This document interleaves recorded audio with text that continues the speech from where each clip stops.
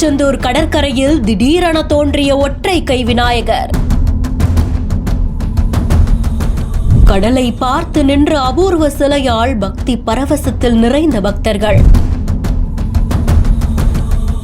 முருகர், நந்தி, கருப்பசாமி, அம்மன்னு அடுத்தடுத்து வெளிவரும் அதிசயங்கள்.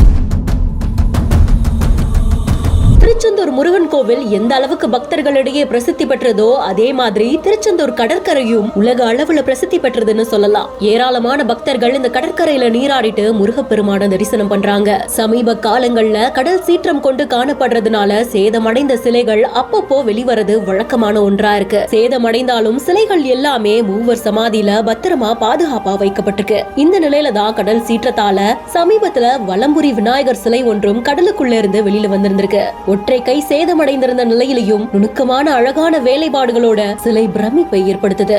அங்க வந்த பக்தர் ஒருத்தவங்க சிலையை பார்த்து கடலை நோக்கி பார்க்கிற மாதிரியா திருப்பி வச்சிருக்காங்க. அந்த விநாயக பெருமானே இயற்கை அழக ரசிக்கிற மாதிரியா இந்த காட்சிகள் வந்த பக்தர்களுடைய கவனத்தை ஈர்த்திருக்கு. இந்த செய்தி குறித்து உங்களுடைய கருத்துக்களை கமெண்ட் செக்ஷன்ல சொல்லுங்க. மேலும் செய்திகளுக்கு பிஹைண்ட் இட்ஸை ஃபாலோ பண்ணிக்கோங்க.